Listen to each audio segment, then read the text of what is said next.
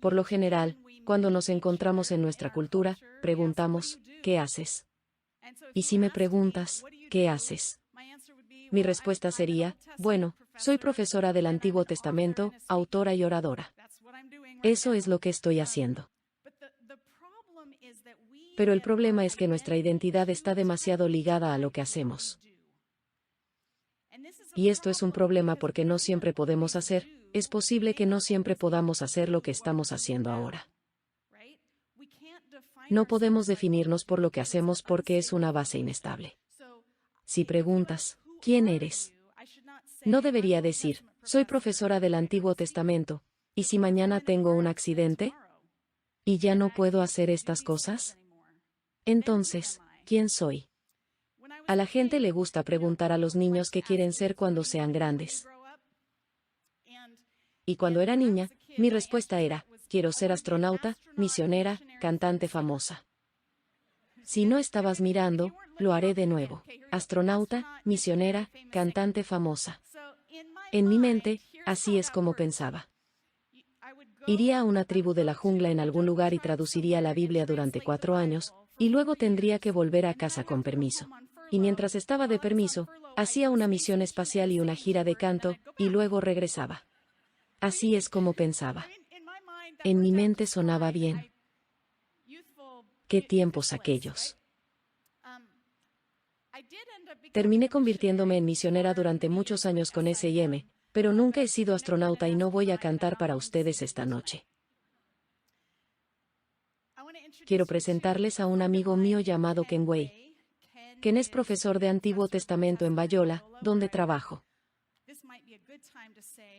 Este podría ser un buen momento para decir que la escuela de teología donde trabajo se llama Escuela de Teología Talbot. Lo cual al pastor Talbot le gusta señalar por razones obvias. Y si agarras este folleto en la mesa de atrás, puedes ver mi oficina. Mi oficina está justo en el edificio de la portada.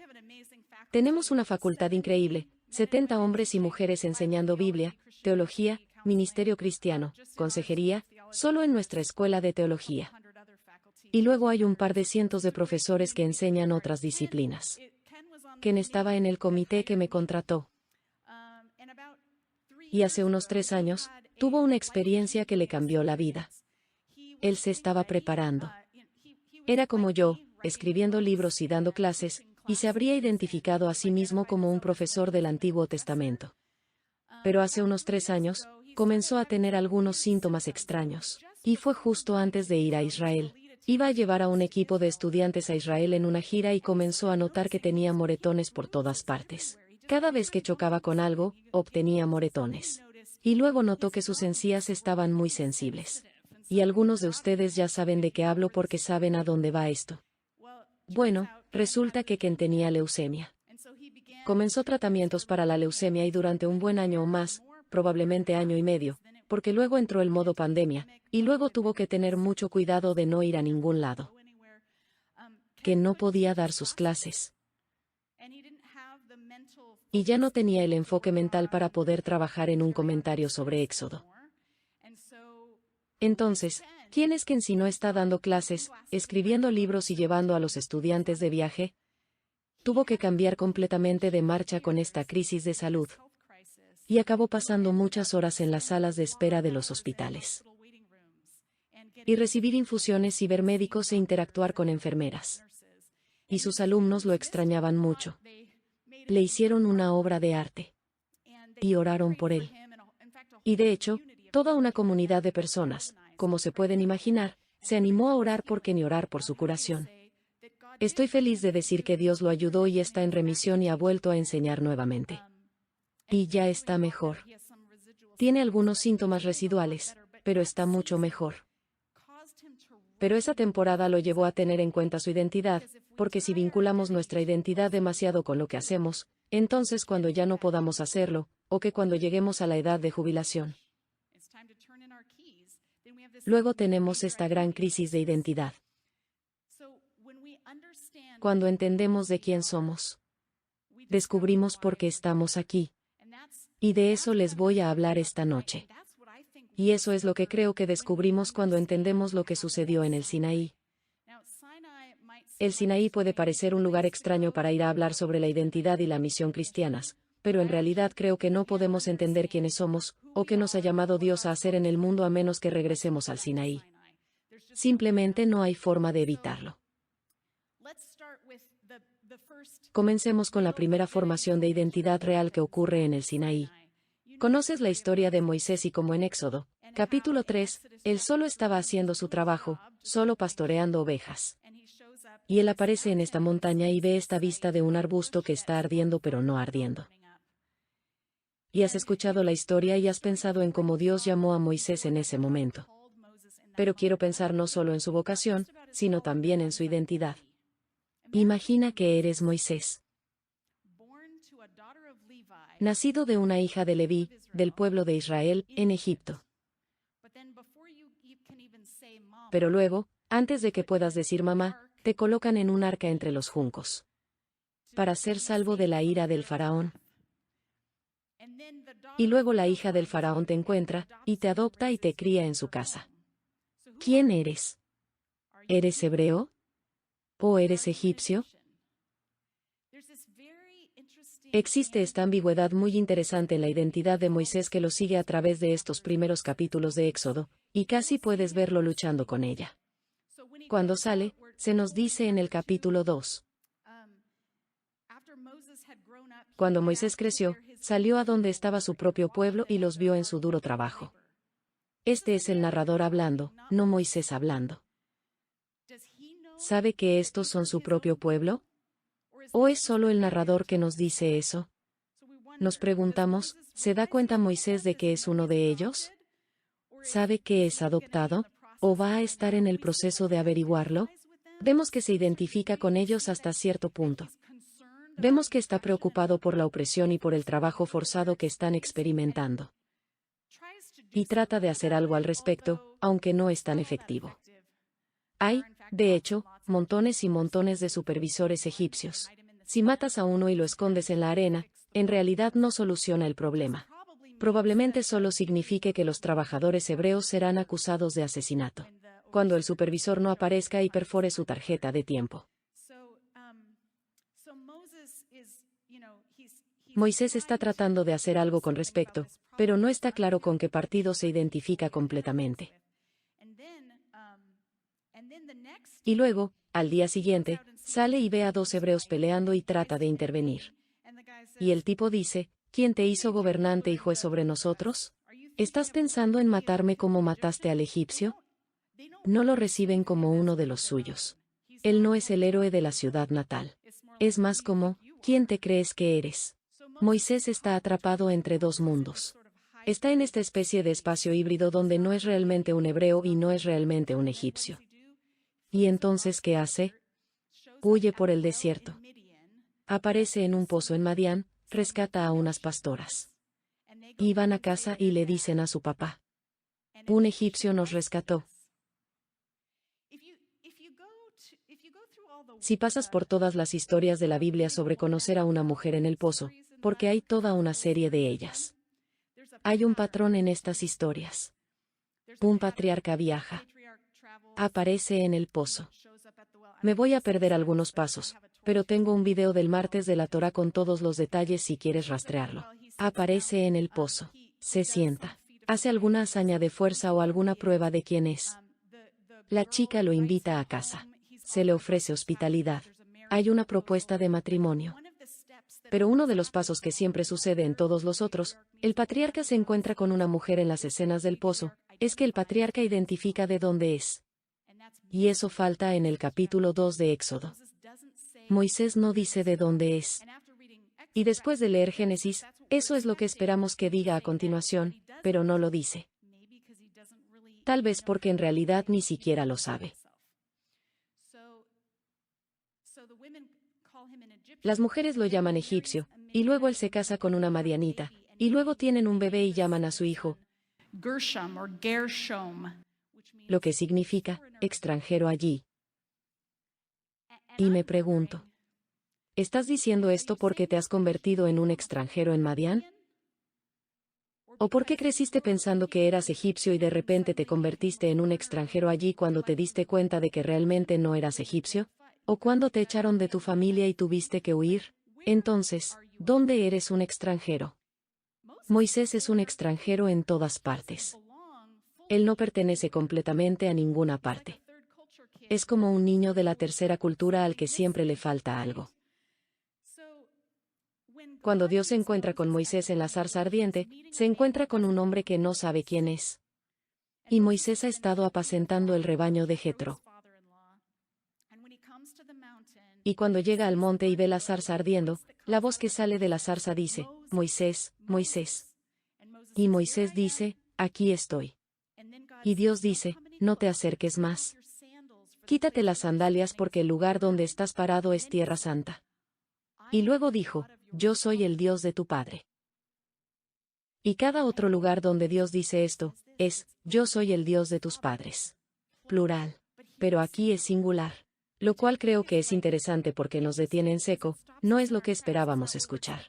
Yo soy el Dios de tu padre. Y si yo fuera Moisés, diría, ¿podríamos hablar de eso un minuto?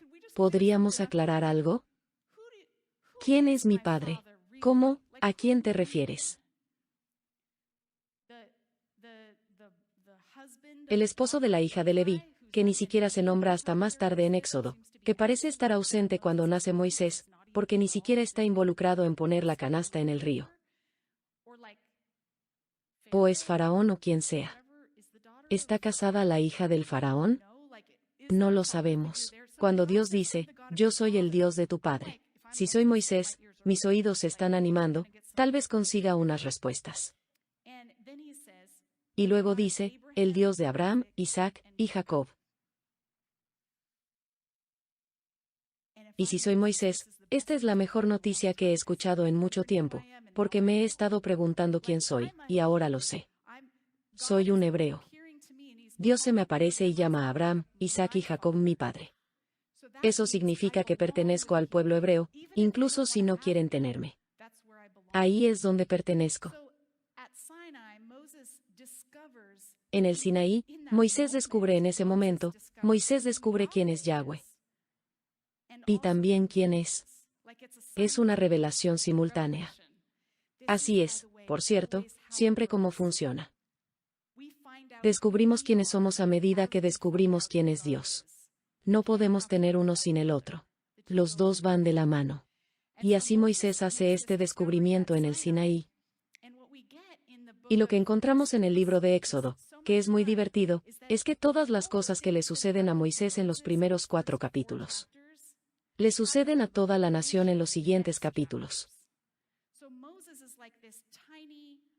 Moisés es como esta pequeña historia de liberación que luego se convierte en un paradigma o patrón para la historia más grande de liberación que sucede. Hay muchos más detalles que esto, pero aquí hay una descripción general de cómo funciona. Primero, Moisés es rescatado del faraón en Egipto. Y como ya dije, es pasando por el agua, en específico, se coloca entre los juncos. Recuérdalo. Luego viaja por el desierto. Llega al Sinaí y allí se encuentra con Yahweh. Y luego este momento que acabamos de explorar. Él experimenta la presencia divina, y es comisionado. Él se entera de quién es en la presencia de Dios, y luego Dios lo envía, y eso es lo que sucede después del pasaje que estaba leyendo. Como dice Dios, he oído el clamor de mi pueblo en Egipto.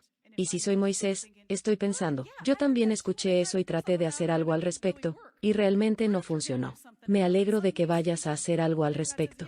Y Dios dice, eres tú. Si yo fuera Moisés diría, yo no me apunté a esto. Ya lo intenté, ya fallé, busca a alguien más. Y Moisés da sus objeciones a esta comisión. Pero eso es lo que sucede en el Sinaí. Y luego Moisés finalmente, acepta a regañadientes regresar, y se pone en marcha el segundo ciclo de redención. Israel es rescatado del faraón en Egipto. Cruzan el mar de juncos. Nunca se llama mar rojo en la Biblia hebrea. Si miras en tus traducciones, dirá el mar rojo, pero en hebreo, no dice mar rojo, dice mar de juncos. Y se nos dijo deliberadamente que Moisés fue colocado entre los juncos, por lo que se supone que debemos escuchar un paralelo. La razón por la que se llama Mar Rojo tiene una larga historia interpretativa, pero es un poco tonta. Mar de Juncos es mucho mejor porque conserva este paralelo. Luego Israel viaja por el desierto en los capítulos 16 al 19. Y luego Israel se encuentra con Yahweh en Sinaí, en la misma montaña donde Moisés se encontró con Yahweh. Y nos preguntamos, ¿vamos a ver la próxima presencia y comisión divina? ¿Cómo Dios le dijo a Moisés quién era y lo comisionó? ¿Es eso lo que vamos a obtener cuando lleguemos allí por segunda vez? Y si hemos notado el paralelo entre Moisés y la nación, eso es lo que estamos esperando cuando lleguemos al capítulo 19 de Éxodo. Y así, el capítulo 19 de Éxodo. Llegan a la montaña y Moisés sube a Dios.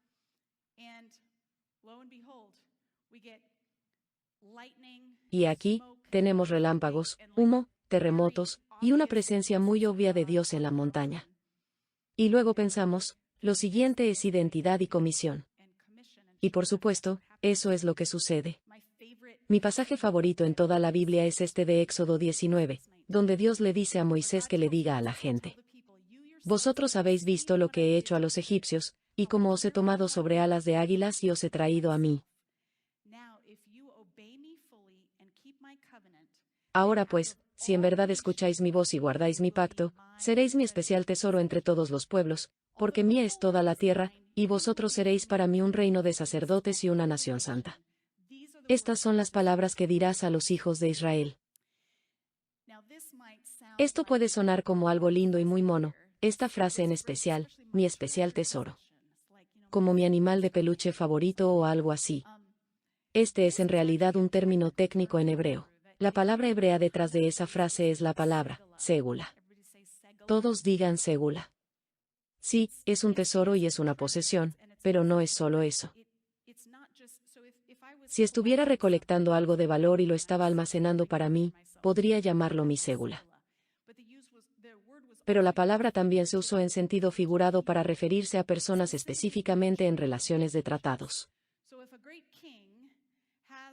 Si un gran rey tiene un tratado con muchos reinos menores a su alrededor. Digamos que soy la reina de Steel Creek. No lo soy, por supuesto, pero estamos fingiendo.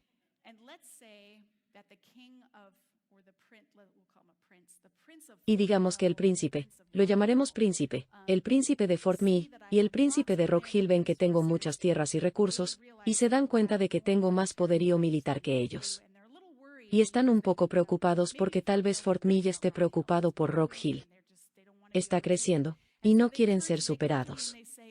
Entonces vienen a mí y me dicen: Gran reina de Steel Creek, ¿podría hacer un tratado con nosotros para protegernos? Y digo: está bien. Los protegeré si me traen 50 fanegas de lo que sea que cultiven en Fort Meade. Esto era mucho más fácil de hacer cuando vivía en Canadá y podía hablar sobre el aceite de canola y el trigo. ¿Qué cosechan aquí? Duraznos. Vale, tienes que darme 50 fanegas de duraznos y te protegeré si Rock Hill se pone agresivo. Si hiciéramos tal arreglo, si hiciera arreglos como ese con muchos pueblos más pequeños alrededor, entonces lo que haríamos sería hacer un acuerdo por duplicado y lo grabaríamos en piedra. 2 tablas de piedra. Y le daría uno a Fort Meade y me quedaría con uno para mí, y recordaríamos nuestro acuerdo entre nosotros de modo que si Rock Hill ataca a Fort Meade, entonces estoy sujeta a mi acuerdo. Y si no lo cumplo, entonces mi Dios aquí en Steel Creek me castigará por no cumplir con mi parte del trato. Así es como funciona. Si soy una reina poderosa, y tengo muchos de estos tipos de tratados, podría elegir un socio de tratado en particular como mi ségula. Uno en el que confío más que en todos los demás para que me sea leal. Si voy a salir de la ciudad, digamos que voy a visitar el sur de California y necesito que alguien me reemplace, y digo: Richard, ¿podrías reemplazarme por favor? Elegiría a mi socio de tratado más leal para asegurarme de que todos los demás se mantengan en línea. Cuando Moisés desciende de la montaña con 2 tablas de piedra y les dice: sois de Dios, ségula. No solo están pensando: aquí hay un documento práctico. Y qué cosa tan linda que Dios dijo sobre mí. Todos entienden que esto significa que acabamos de entrar en un tratado con Yahweh, y ahora estamos obligados a servirle, pero Él está obligado a protegernos. Así es como funciona esto. Entonces, si no sabes esto y solo estás leyendo Éxodo y piensas, qué historia tan épica.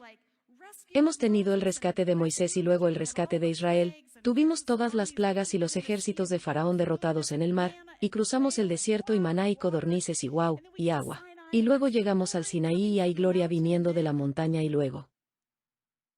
Leyes. Capítulo tras capítulo de reglas.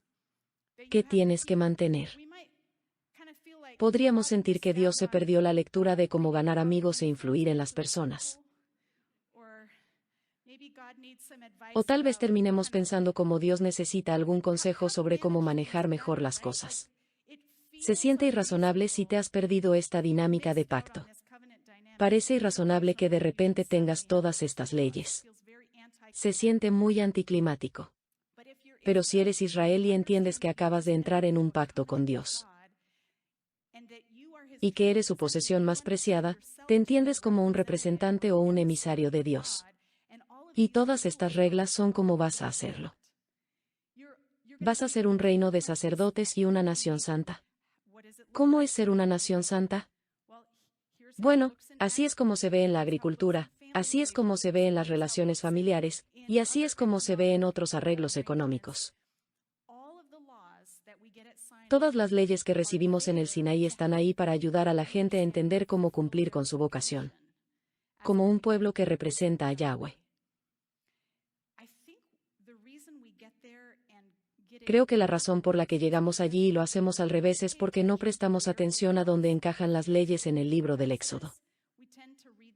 Tendemos a leer las cosas en pedacitos, y nos perdemos el hecho de que ya han sido rescatados cuando Dios les da las leyes. Y pensamos, digo nosotros, los cristianos en general tienden a pensar en la ley del Antiguo Testamento como la forma en que el pueblo judío ganaba su salvación. ¿Has oído eso antes? Como si tuvieran que agradar a Dios guardando la ley. Y alabado sea Jesús, no tenemos que hacerlo. Porque fuimos salvos por gracia. Si le dijeras eso a Moisés, él diría, ¿has estado prestando atención? Déjame mostrarte gracia. Dios escuchó el clamor del pueblo que estaba oprimido, y me envió a rescatarlos, y nos sacó. Demostró su poder, nos proveyó en el desierto, nos llevó a la tierra prometida, y nos mostró cómo vivir bien. Juntos como comunidad. De hecho nos exaltó sobre todas las naciones y nos pidió que lo representáramos. Las leyes no se tratan de ganar la salvación. Las leyes se refieren a cómo cumplir nuestra misión ahora que hemos sido salvos. Algo así como si lees una de las cartas de Pablo en el Nuevo Testamento, por lo general son mitad y mitad. Romanos lo hace, Efesios lo hace, Efesios, del 1 al 3, esto es lo que es verdad acerca de ustedes. Efesios 4 al 6, así es como necesitan vivir. Pablo no dice, no importa cómo vivas, haz lo que quieras, eres salvo por gracia. No, Pablo piensa que es muy importante que nuestra fe se manifieste en nuestras acciones. Que nos comportemos como personas que pertenecen a Dios. Creo que Moisés y Pablo se llevarían muy bien.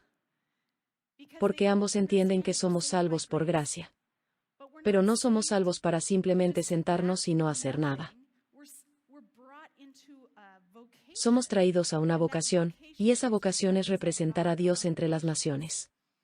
¿Y cómo lo haríamos? Bueno, si quieres imitar el carácter de Dios, tienes que vivir de esta manera particular en ese contexto cultural. Tendemos a pensar en la ley como algo deprimente.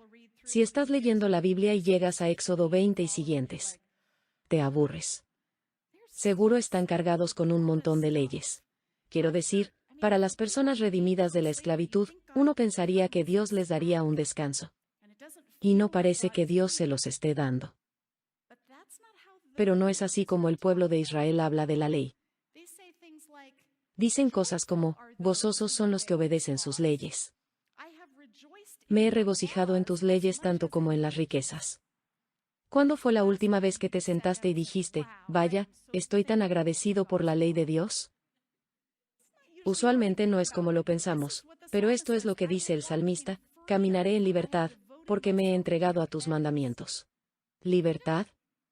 ¿Mandamientos? ¿En la misma frase? No es así como solemos pensar. Mencioné esta mañana que podríamos obtener un mandato de máscara en el condado de Los Ángeles. Creo que el 29 volverá a estar en vigor, lo que significa que tengo que enseñar con una máscara, y todos mis alumnos deben usar máscaras cuando la escuela comience nuevamente. No conozco a mucha gente que diga, libertad. Aunque hay una sensación de libertad, tenemos libertad para reunirnos de manera más segura si usamos máscaras. Pero no veo a mucha gente emocionándose al respecto. El salmista dice, como me deleito en tus mandamientos, como los amo. Mientras la presión y el estrés me abruman, encuentro gozo en tus mandatos. ¿No es eso notable? Esto es el capítulo más largo de la Biblia, el Salmo 119, que es todo. Cada línea está celebrando la ley de Dios. Hay 7 sinónimos diferentes para la ley de Dios, y cada estrofa tiene 8 versículos que siguen repitiendo esos mismos 7 términos. Es como una celebración exhaustiva de la ley de Dios. Un pajarito me dijo que el buen pastor está comenzando una escuela. Lo cual es emocionante porque el preescolar ha sido algo genial, y escuché que va a ser más que un preescolar. Me imagino que van a necesitar un nuevo patio de recreo y tengo una propuesta que hacerles. Que pusieran el patio de recreo justo aquí. Es el lado sur del campus, justo al lado de la calle, porque hay un espacio vacío allí. Podríamos poner ese patio justo al lado de la calle. Y estoy seguro de que a los padres les encantará.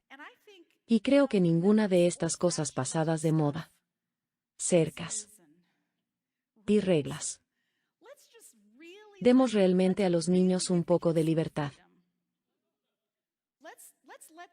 ¿Cómo vas a aprender si no cometes errores? Dejemos que los niños realmente experimenten la vida sin límites, y lo llamaremos Parque Libertad, donde nada está prohibido. ¿Todos están de acuerdo con este plan? Porque, ¿no es mucho más divertido jugar en el patio de recreo cuando no hay cerca? No tanto. ¿Qué tal esta versión del patio de recreo con una cerca alrededor y con reglas? No tiene drogas, ni alcohol, ni peleas, ni armas, ni blasfemias, ni tirar basura, ni fumar, ni mascotas.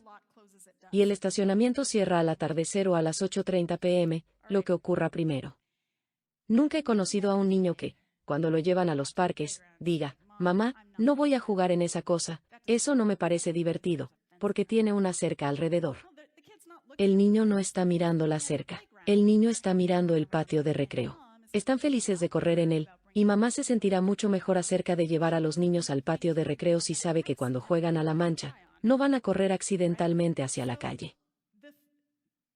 Los límites alrededor del patio de recreo. De hecho, hacen posible experimentar la libertad. Adentro, sin miedo. Y creo que así es la ley de Dios. Es la cerca alrededor de la cual puede suceder una vida floreciente. Si quieres tener un buen matrimonio, entonces ambos deben comprometerse a ser fieles el uno al otro. No es una molestia ser fieles el uno al otro si ambos lo hacen. Esa regla en particular es como una cerca dentro de la cual florece. Y así es como opera la ley de Dios. Proporciona los límites dentro de los cuales el pueblo de Dios puede florecer. Solo quiero concentrarme en uno de los mandamientos por el resto del tiempo. Y es lo que yo llamo el segundo comando. Es posible que hayas oído hablar de él como el tercer mandamiento, pero cuento las cosas de manera un poco diferente. El número 1 es adorar solo a Yahweh. Y el número 2 es no llevar el nombre de Dios en vano. De esto trata mi libro naranja. Y escribí toda mi tesis doctoral sobre este comando. 300 páginas de, lo que sea. 5 años de trabajo. Esclavizándome tratando de entender lo que esto realmente significa. Conté 23 maneras diferentes en que la gente lo interpreta. 23 cosas diferentes que la gente dice que no debes hacer. Se supone que no debes adorar a Dios sin sacrificios. Como no bendecir a Dios con las manos vacías. O se supone que no debes participar en la magia, o se supone que no debes hacer juramentos en falso, o se supone que no debes hacer promesas que no cumples. De todos modos, tengo una lista en la disertación de 23 formas diferentes en que se ha leído.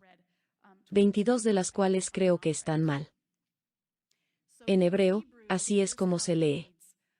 Dice, no levantarás, ni llevarás, ni cargarás. He dado 3 opciones sobre cómo podríamos traducir la palabra hebrea. El nombre de Yahweh, vuestro Dios en vano, porque Yahweh no absuelve al que levanta o lleva o carga su nombre en vano. Bueno, eso es un poco raro. Realmente no cargamos nombres. Los oímos, los decimos.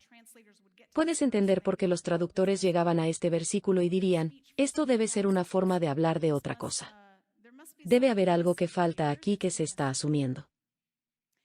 Para descifrar el código de esto y averiguar qué está diciendo, sugiero que debemos mirar el contexto, el contexto, el contexto. Ese sería el contexto literario, el contexto histórico, y el contexto teológico. Y juntando todas esas piezas, creo que surge una imagen muy clara. Estoy persuadida por esto, veré si puedo persuadirte. Primero, el contexto histórico. Lo que estamos tratando de preguntar es, ¿cómo lleva uno el nombre de Dios? ¿Qué habría significado eso para las personas antiguas que lo están escuchando? ¿Llevaban o cargaban nombres? Y hay 3 lugares, 3 maneras en que la gente usaba los nombres de las deidades en el mundo antiguo. Uno de ellos son los sellos oficiales. Y con esto quiero decir como un anillo de sello. Digamos que tengo un anillo de sello con una piedra preciosa grande, y estaba grabado con mi nombre. La forma en que funcionaba en la antigüedad es que diría, y la L delante de mi nombre significaría que pertenece a Carmen. Y usaría este sello para presionarlo sobre cera en un documento. Digamos que hice un acuerdo con alguien, y lo escribimos en papiro y luego lo enrollamos y poníamos una gota de cera para sellarlo. Y luego presiono mi anillo en eso. Y diría, y todos podrían decir, esta es mi firma. Estoy autorizando esto. O si yo fuera dueña de un viñedo y enviaba algunos de mis mejores vinos. Digamos a España en un barco cruzando el Mediterráneo, ¿cómo me aseguro de que el vino que pongo en la jarra es el vino que les llega al otro lado? Y que los marineros no beban los vinos buenos en el barco y luego lo llenan con los vinos baratos y luego lo entreguen. ¿Cómo nos aseguramos? Bueno, la forma de asegurarte es tapar la botella con un corcho, envolverla con tela y luego atarla con una cuerda.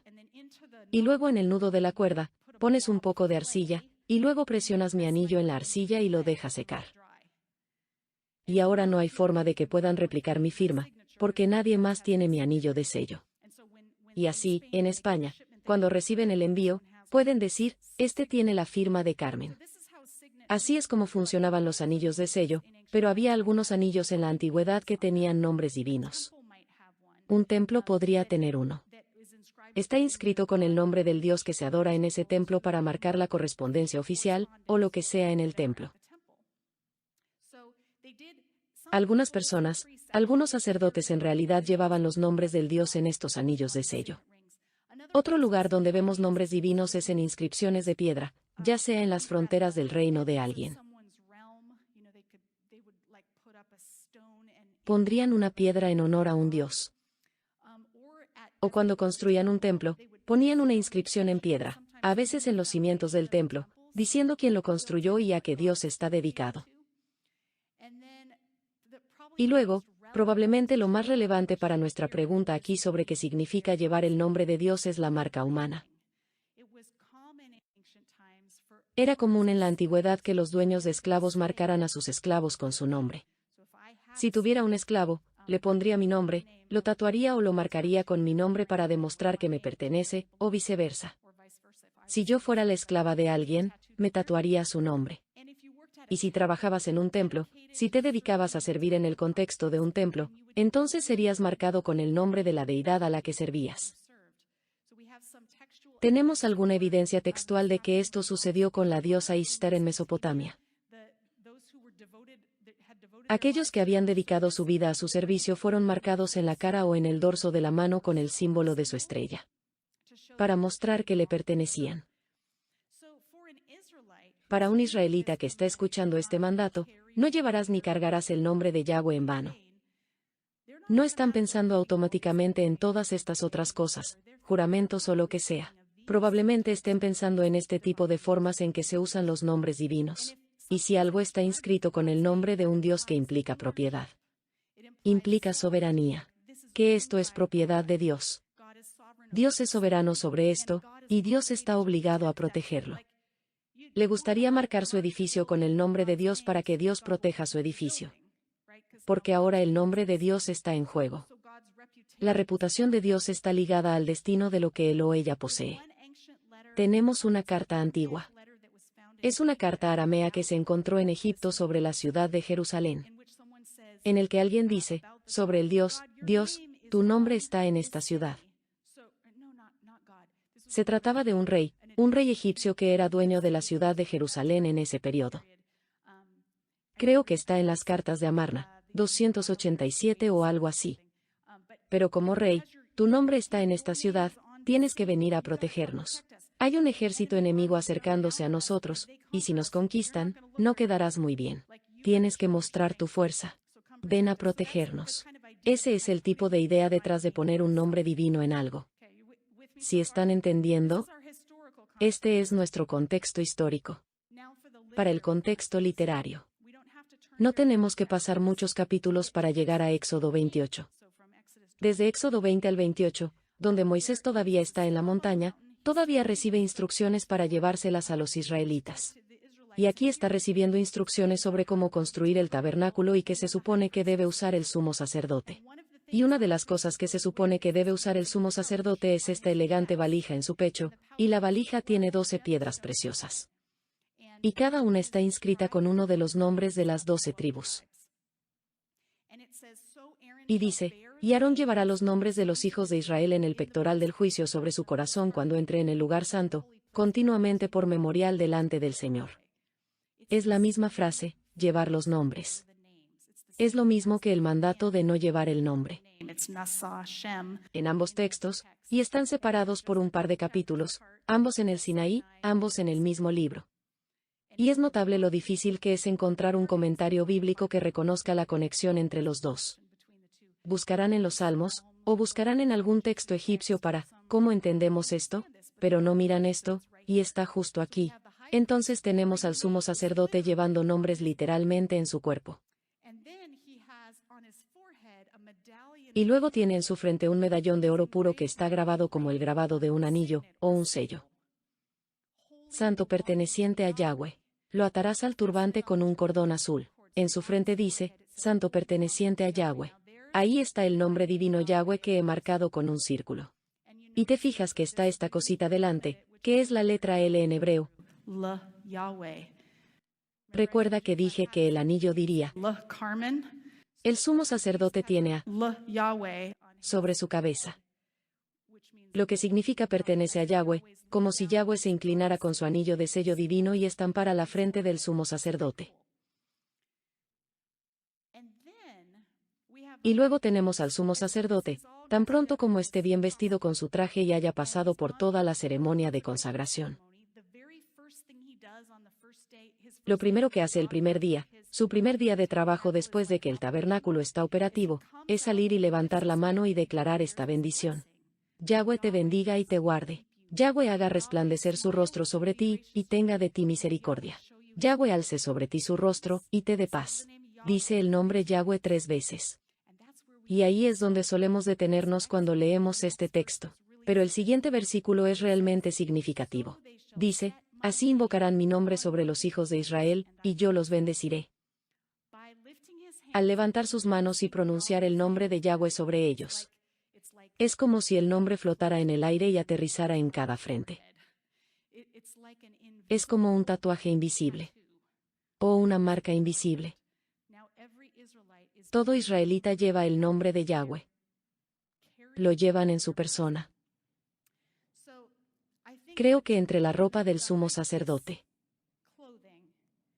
Y este momento donde se nos dice que les está poniendo su nombre. Y el pasaje que ya leímos juntos de Éxodo 19 que dice que son un reino de sacerdotes. No es exagerado pensar en el sumo sacerdote como un modelo de lo que es cierto para toda la nación. Literalmente, lleva físicamente el nombre de Dios en la frente. Para recordarles a todos que ellos también llevan el nombre de Dios en la frente. Son una nación santa, santa perteneciente a Yahweh. De hecho lo dice aquí mismo en Deuteronomio 26. Esto está en el último sermón de Moisés al pueblo antes de morir. Y Jehová ha declarado hoy que tú eres pueblo suyo, de su exclusiva posesión, como te lo ha prometido, para que guardes todos sus mandamientos, a fin de exaltarte sobre todas las naciones que hizo, para loor y fama y gloria, y para que seas un pueblo santo a Jehová tu Dios, como él ha dicho. Y la frase allí en hebreo es exactamente la misma frase que dice en la frente del sumo sacerdote. Algunos de ustedes, puedo ver las luces encendiéndose. Puedes ver la conexión. Para mí, es un caso bastante difícil que Dios haya elegido a Israel para que sea su posesión más preciada, su reino de sacerdotes, y luego designa al sacerdote para que sea un modelo visual de lo que es verdadero de su identidad y lo que es verdadero de su vocación. Esta es la lección. Israel lleva el nombre de Yahweh. Y así representa a Yahweh entre las naciones como un reino de sacerdotes. Y es por eso que en los 10 mandamientos, dice, no llevarás el nombre de Yahweh en vano. Porque lo llevas, está en tu frente, lo llevas donde quiera que vayas. Él te ha marcado como el pueblo que le pertenece a Él, y quiere que vivas como si eso fuera verdad. Él quiere que las personas puedan ver la diferencia cuando te miran. Van a decir, no se portan como cananeos. No actúan como los amorreos. ¿Qué tienen de diferente estas personas? Este es el pueblo que pertenece a Yahweh. Por eso tienen la ley. No para que se ganen la salvación, sino para que la gente pueda decir, son diferentes. Eso es porque pertenecen a Yahweh. En Bayola, nuestra mascota son las águilas. Y aquí está nuestro equipo de baloncesto. Y puedes ver que todos estos muchachos tienen camisetas que dicen, Bayola. Talbot amablemente nos dijo esta mañana que solía significar, Instituto Bíblico de Los Ángeles. Y todavía tenemos 30 créditos de Biblia que todo estudiante toma antes de graduarse, Biblia y Teología. Es un programa bastante sólido, un modelo de escuela bíblica con muchas especializaciones diferentes, ingeniería, enfermería, muchas cosas.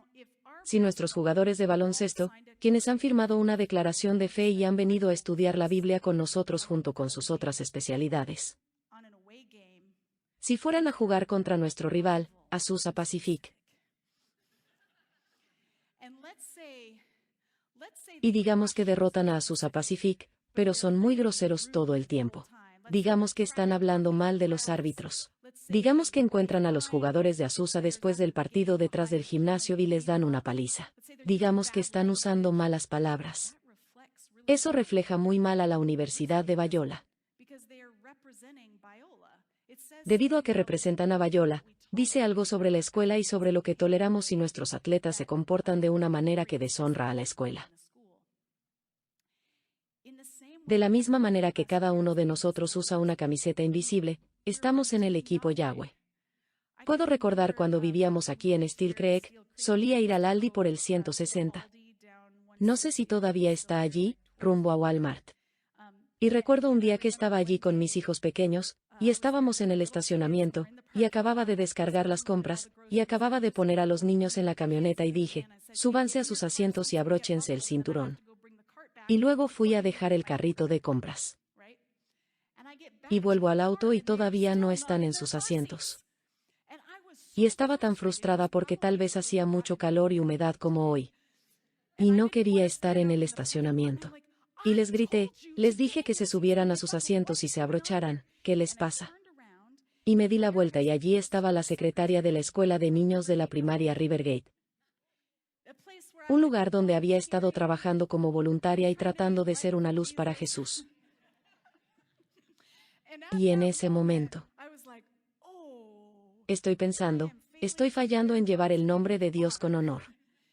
Porque cuando esa secretaria me ve gritándoles a mis hijos, perdiendo la calma en el estacionamiento, espero que me asocie con Jesús. Pero si vamos a estar asociados con Jesús, es todo el tiempo, no solo cuando estamos actuando bien. Hagamos lo que hagamos, donde sea que vayamos, tenemos la camiseta del equipo puesta, y por lo tanto, importa cómo vivamos. No importa si quien está enseñando el Antiguo Testamento o si le están sacando sangre. Lo que importa es cómo representa a Jesús en ese espacio. No importa si estás empleado o desempleado, si tienes una discapacidad. No importa si obtuviste el ascenso o no, si estás en el trabajo de tus sueños o no. Tu identidad es parte del pueblo que pertenece a Dios. Por lo tanto, tu vocación es representar a Dios entre las naciones viviendo de una manera que le honre sin importar lo que hagas. Y puedes hacerlo incluso si no te pagan, o si no te pagan del lugar donde querrías recibirlo. Los puntos clave en el Sinaí que quiero dejarles esta noche. La ley es un regalo. Piénsalo bien. La ley es un regalo dado a un pueblo que ya pertenece a Dios. No es así como te conviertes en parte de la familia de Dios. Esto es lo que te sucede después de que ya perteneces.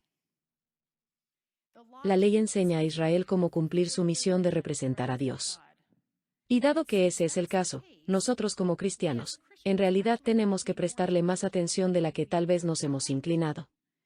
Porque si piensas, así se ganaron la salvación y yo no necesito ganarme la salvación porque la tengo por gracia, puedo ignorarla.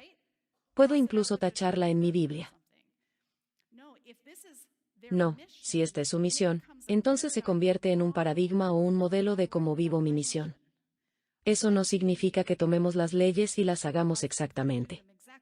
No soy un agricultor de trigo, así que literalmente no puedo quedarme con la de no cosechar hasta los bordes de mi campo. Pero puedo aplicar el principio de operar generosamente a aquellos en los márgenes de la sociedad.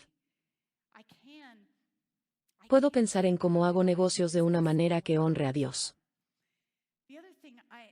La otra cosa que creo que es genial sobre el Sinaí es que en el desierto Dios transforma a las personas para que puedan convertirse en quienes son.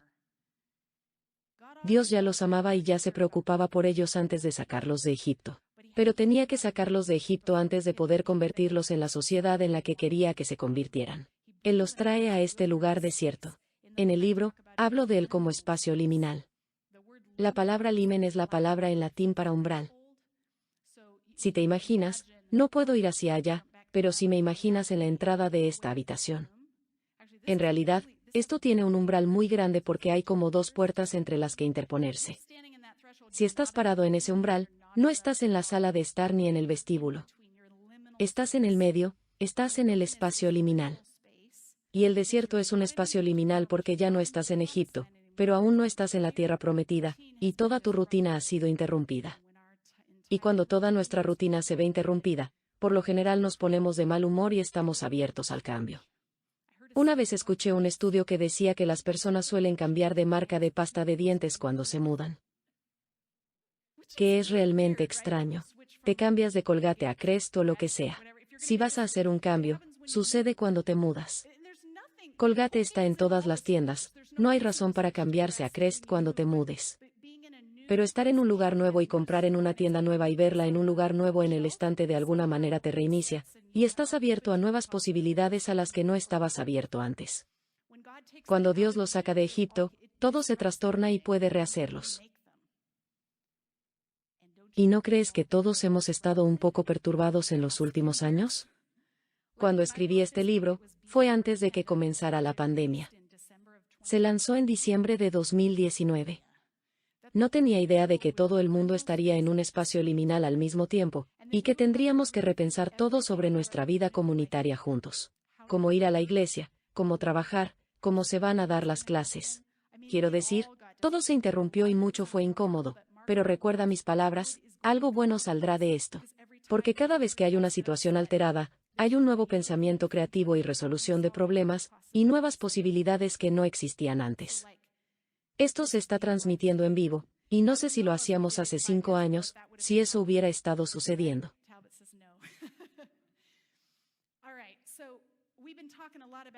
Muy bien, hemos estado hablando mucho sobre Israel, y quiero terminar con mi caso infalible de que esto también se trata de ti. Sobre nosotros. No se trata solo de los antiguos israelitas. Hay muchos pasajes a los que podríamos recurrir para presentar el caso, pero este es pan comido. Pedro está escribiendo a una iglesia esparcida por todo el mundo romano, por toda Turquía. Y es una iglesia formada tanto por judíos como por gentiles. Es una iglesia multiétnica. Y les dice, mas vosotros sois linaje escogido, real sacerdocio, nación santa. ¿Nación santa? No son una nación. Están dispersos. Esta es la diáspora. Están viviendo en todas estas ciudades diferentes donde se sienten como extranjeros y extraños, pero Él los llama una nación santa, una posesión especial de Dios. Para que anunciéis las virtudes de aquel que os llamó de las tinieblas a su luz admirable. Si Pedro estuviera en mi clase y entregara esto como su trabajo final, tendría que reprobarlo por plagio. Porque cada palabra de esto viene del Antiguo Testamento, y mucho de esto viene del capítulo 19 de Éxodo. Está usando los títulos del pacto que Dios le da a Israel en el Sinaí, que son su posesión exclusiva. Y planta esos títulos en la iglesia, los seguidores de Jesús, quienes son judíos y gentiles. Él dice, eran ustedes, estaban allí en el Sinaí. Esta es su historia, esta es su alianza. Ahora vivan como tal. Por eso el Sinaí sigue siendo importante. Pedro lo dice. Pedro dice que esos títulos son nuestros títulos, no porque hayamos reemplazado a los judíos, sino porque nos hemos unido a los judíos. Hemos sido injertados en este árbol genealógico. Es simplemente hermoso. Esto es una muestra de lo que estoy enseñando en el libro de Llevar el Nombre de Dios. Si has disfrutado esto y aún no has recibido un libro, hay más disponibles en la parte posterior. Solo algunas cosas sobre el libro y la forma en que funciona. Mientras lo escribía, realmente quería que llegara a una amplia gama de personas. Escuché de estudiantes de segundo año de secundaria que lo leyeron y lo disfrutaron, hasta una mujer de 90 años a quien le encantó y deseó haberlo leído hace 40 años, la habría ayudado como maestra de escuela dominical. Lo he leído en clases universitarias, clases de seminario, y muchas más. En todos los niveles de educación, las personas lo leen y lo encuentran útil. Mi hija mayor, Eliana, que fue bautizada aquí, tenía 17 años cuando lo escribí. Y le pagué para que leyera todo el libro y señalara cada palabra que no sabía. Y las quitamos todas. No quería quedar atrapada en el lenguaje de la disertación. Quería que esto fuera algo que todos pudieran leer, para que realmente puedan entenderlo. Tengo preguntas de discusión en la parte posterior del libro para que puedan leer esto como un grupo pequeño. E incluso hay lecturas sugeridas de las Escrituras. Por ejemplo, hay 10 capítulos y se reúnen durante 10 semanas. Todos saben que están leyendo estas escrituras y este capítulo cada semana. Y luego esta es mi parte favorita. Hay enlaces a videos del proyecto Biblia en la parte de atrás, códigos QR que van con cada capítulo. Me encanta el proyecto Biblia. Y todo el tiempo mientras escribía el libro, no dejaba de pensar, desearía poder mostrar ese video del proyecto Biblia aquí porque es una buena manera de explicar este concepto. Le pregunté a mi editor, ¿podríamos poner códigos QR en el libro? Y nunca lo habían hecho antes, pero estaban dispuestos a arriesgarse y a la gente le encantó. Y luego, si estás interesado, hay un servicio de suscripción con Seminary Now, donde es una plataforma de transmisión de video donde grabé un curso sobre el libro. Y si te suscribes, también puedes ver los videos en grupo o individualmente. Eso es llevar el nombre de Dios.